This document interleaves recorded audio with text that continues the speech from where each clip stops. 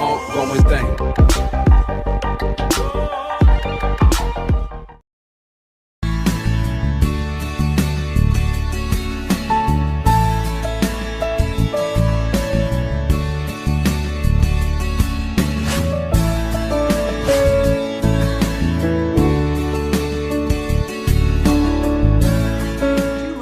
Diverged in a wood, and I took the one less traveled by, and that has made all the difference. Terdapat jalan yang bercabang dua di hutan, dan saya memilih untuk mengambil jalan yang jarang dilalui. Oh, I love Robert Frost. Is that his anthology of poetry? Aku suka Robert Frost. Apakah itu kumpulan puisinya? Nope, an economics book. Bukan. Ini berasal dari sebuah buku ekonomi.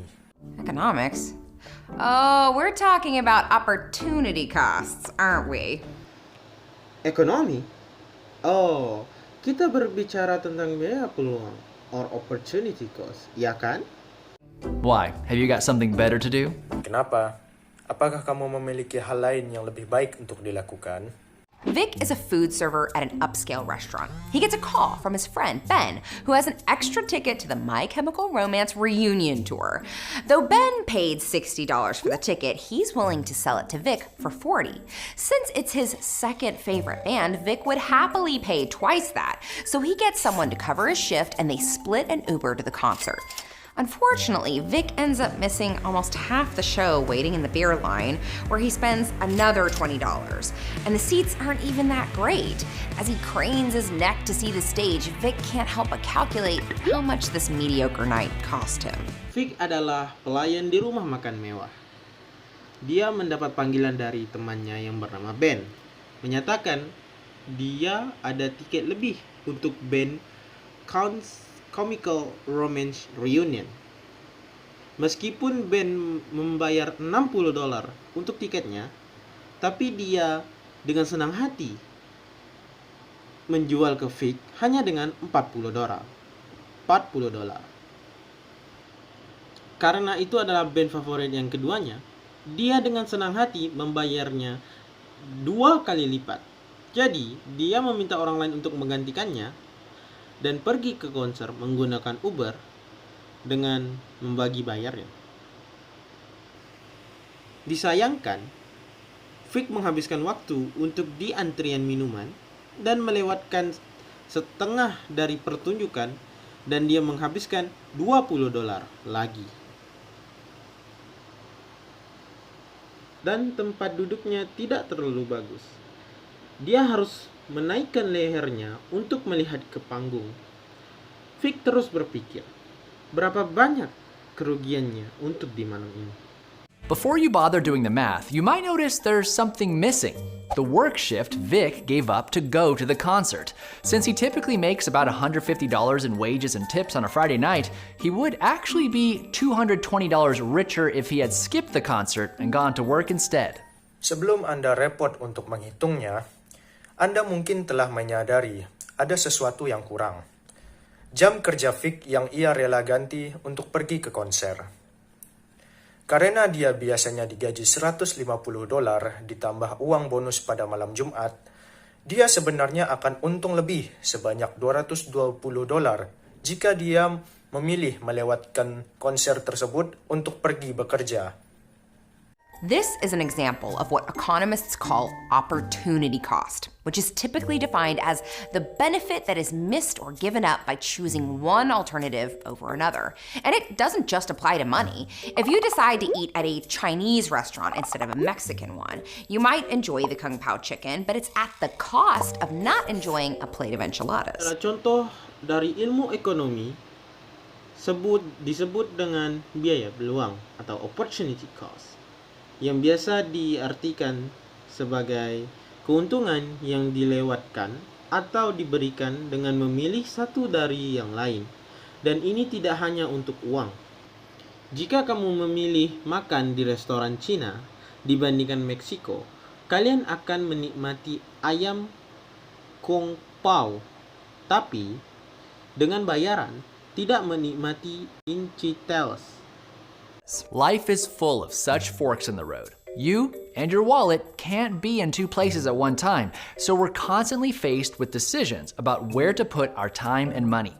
The concept of opportunity cost encourages you to look far down both paths and compare all the ramifications of each option. This may seem like common sense to you, but you'd be surprised how often it's overlooked when making financial decisions. Hidup kita dipenuhi oleh jalan bercabang dua. Anda beserta dompet Anda tidak bisa berada di suatu tempat secara bersamaan. Maka karena itulah, kita selalu berhadapan dengan pilihan untuk kapan dan di mana kita harus menetapkan waktu dan uang. Konsep kemungkinan peluang mendorong kita untuk melihat lebih dalam pada kedua pilihan tersebut dan membandingkannya berdasarkan dari pilihan-pilihan yang ada. Anda mungkin berpikir, hal ini adalah hal yang wajar. Namun, Anda akan terkejut seberapa sering hal ini diabaikan ketika mengelola keuangan. For example, Angela is deciding whether or not to take out loans to go to college. She does some research and finds that the median yearly income gap between high school and college graduates is around $17,500. Even if her loan payments are $7,000 a year, well above average, she'd still be way ahead. She decides to take out the loans. Contoh, Angela memikirkan untuk memilih iya atau tidak meminjam uang untuk berkuliah. Dia melakukan penelitian dan menemukan bahwa pendapatan rata-rata antara SMA dan sarjana di kisaran $17.500. Walaupun bayaran per tahunnya $7.000 di atas rata-rata dan masih sangat jauh, dan akhirnya ia memilih untuk melakukan pinjaman. While cleaning out his parents' cellar, Ted finds an old bottle of wine, and his parents let him keep it for his trouble. It turns out to be a pretty expensive vintage, so that night Ted and his boyfriend enjoy a fancy bottle of Cabernet with their dinner for free.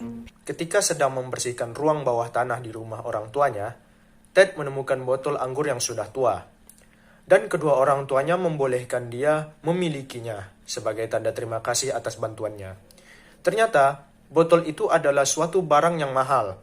Dan ketika malam hari, Ted menikmati makan malam bersama pacarnya dengan minuman berkelas itu secara gratis.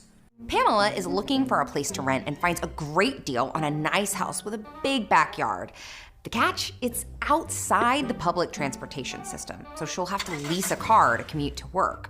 But she calculates that even including car payments, gas, and insurance, she'll still pay less than if she lived downtown. Pamela mencari tempat untuk ditinggali dan mendapatkan tawaran yang menarik dengan rumah yang baik dan halaman belakang yang luas. Letaknya berada di luar transportasi publik, jadi dia harus menggunakan mobil untuk bekerja. Dia menghitung, bahkan menyangkut uang mobil, minyak, dan asuransi, dia membayar lebih sedikit dibandingkan jika ia tinggal di perkotaan atau pusat kota. In each of these cases, the decision makers have failed to properly weigh the opportunity costs of their choices. If Angela goes to college, she may make more money down the road, but she will miss out on 4 years of salary and job experience that she would have gotten with a full-time job. That cab may seem free to Ted, but it's actually costing him $100 not to sell it. And Pamela has overlooked the amount of time she'll spend in the car, which she could otherwise use to relax, pursue hobbies, or make more money. To be clear, that doesn't mean their decisions were necessarily wrong, just that they didn't have a full picture of what they were giving up. Dalam berbagai macam kasus tersebut, tidak ada satupun yang berhasil untuk mengukur kemungkinan peluang dengan benar. Jika Angela pergi berkuliah, dia masih bisa menghasilkan uang. Namun, dia akan melewati gaji selama 4 tahun dan pengalaman kerja yang dapat dia peroleh saat bekerja seharian penuh. Menurut Ted, botol anggur itu adalah benda gratis, tapi sebenarnya dia bisa rugi sekitar $100 karena botol itu tidak dia jual. Dan Pamela tidak menyadari berapa banyak waktu yang dia buang di dalam mobilnya. Padahal waktu tersebut bisa dia gunakan untuk bersantai, melakukan hobi, atau menghasilkan uang. Tapi, pilihan mereka tidak sepenuhnya salah. Mereka hanya tidak dapat melihat gambaran yang lebih besar atas hal-hal yang telah mereka lewati. Opportunity costs are especially relevant to people in business or government, where shareholders and political opponents are more than happy to imagine how that money could have been better used. If an executive wants to spend $10 million on a marketing campaign, he has to show that not only will it return a profit, but that it will return more of a profit than any other use of that money, like renovating a factory or developing a new product. Biaya peluang atau kerugian dari peluang atau opportunity cost lebih bersangkutan kepada para pembisnis dan pemerintahan, di mana pemegang dana dan lawan politik akan bersenang hati untuk membayangkan kemana dana tersebut akan digunakan.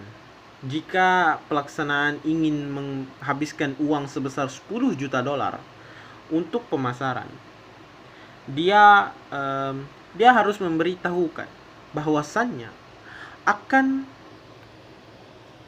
menghasilkan keuntungan dan akan menghasilkan lebih dari keuntungan tersebut dari gunakan uang untuk hal lain dibanding memperbaiki pabrik dan membuat pabrik baru. If a city council wants to build a rec center, it's not enough to say it will benefit the community. It has to create a larger benefit than if the money were used for any other purpose, like education or housing. Jika Dewan Kota ingin membangun tempat wisata, hal tersebut tidak akan cukup untuk menguntungkan komunitas. Hal tersebut harus menghasilkan keuntungan yang lebih besar dibandingkan uang yang digunakan untuk tujuan lain, seperti pendidikan atau perumahan. Opportunity costs are also a key concept behind specialization, which means focusing on a smaller scope of production to increase efficiency. For instance, Elon owns 2 factories. Factory A can produce 50 electric cars in one day, and Factory B can produce 40. But if they switch production over to his new Cybertruck, both factories have the same daily output, 20. This means that every Cybertruck Factory A makes comes at an opportunity cost of 2.5 electric cars not made. Elon decides to have Factory B produce all his Cybertrucks because the opportunity cost is lower. Biaya peluang atau kerugian peluang atau opportunity cost merupakan kunci utama dalam keahlian, yang artinya memasukkan ke lingkup yang lebih kecil untuk meningkatkan efektivitas produksi. Contohnya, Elon memiliki 2 pabrik. Pabrik A memproduksi sebesar 50, sedangkan pabrik B memproduksi 40 mobil listrik. Tapi jika digunakan, setiap pabrik menghasilkan 20 mobil listrik per hari. Ini artinya setiap produksi yang dihasilkan pabrik A memiliki biaya peluang 2,5 mobil listrik tidak dibuat, dan memilih pabrik B untuk memproduksi semua mobil listriknya karena biaya peluangnya atau kerugiannya lebih rendah. Even if you're not an auto executive or a city council member, taking a moment to weigh opportunity costs before a decision will make you a more competent CFO of your own life. It's also a good reminder that money is fungible. Every dollar you spend in one place could theoretically be spent anywhere else. Walaupun Anda bukan seorang eksekutif mobil atau anggota Dewan Kota, mengambil waktu sejenak untuk memikirkan kemungkinan peluang sebelum mengambil keputusan akan membuat Anda menjadi orang yang lebih kompeten dalam mengurus hidup Anda sendiri. Sekedar mengingatkan bahwa semua uang memiliki nilai yang sepadan. Setiap dolar yang dihabiskan di satu tempat secara teoritis dapat dihabiskan untuk hal-hal lainnya. But it's important to remember that opportunity costs refer to all benefits, not just financial ones. The experience of college life, the comfort of a spacious house, and the emotional satisfaction of treating yourself are hard to put on a balance sheet, but the benefits are no less real. Penting untuk diingat, biaya peluang memberi banyak keuntungan, tidak hanya dalam keuangan, pengalaman berkuliah, kenyamanan rumah yang baik, kepuasan emosi untuk menjamu diri kita sangat sulit untuk dibandingkan atau diseimbangkan, tapi keuntungannya tidak ada kalah. Even Vic had no way of knowing that night would be a bust. If he had skipped the show and worked his shift instead, he might have ended up kicking himself over the opportunity cost of missing what he imagined to be the greatest concert of all time. Bahkan Vic juga tidak tahu bahwa pada malam itu semua akan kacau. Jika dia melewatkan pertunjukan dan memilih untuk bekerja, dia mungkin justru akan menyesal atas kemungkinan peluang yang dia lewatkan untuk pertunjukan yang dia anggap adalah konser terbaik sepanjang masa. You can see how thinking too much about opportunity costs can send you down a rabbit hole of infinite possibilities and regrets. You can go crazy trying to weigh every conceivable pro and con of every conceivable decision. Lihat, jika bagaimana berpikir terlalu keras akan kerugian peluang atau biaya peluang yang akan mengirimkan kalian ke dalam lubang yang penuh dengan kemungkinan dan penyesalan. Itu bisa membuat kalian pusing untuk mencoba membayangkan setiap kemungkinan antara setuju dan tidak setuju atas setiap pilihan. It's good to remember that big life decisions are often more like forks in the road than a vast, infinite ocean. You're usually only deciding between a manageable number of options, and it's always best to face forward, not second guess where you've been. Baik juga untuk mengingat bahwa keputusan besar dalam hidup mirip seperti jalan bercabang dua daripada laut yang luas. Anda umumnya hanya perlu mengambil keputusan dari beberapa pilihan yang dapat diurus, dan lebih baik untuk terus melihat ke depan daripada meragukan hal apa yang telah Anda lakukan sebelumnya. And that's our 2 cents.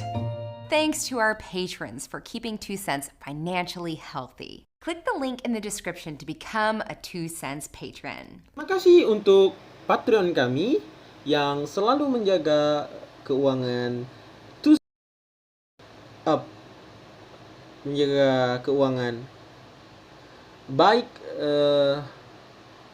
baik tekan link di bawah untuk bergabung menjadi Patreon.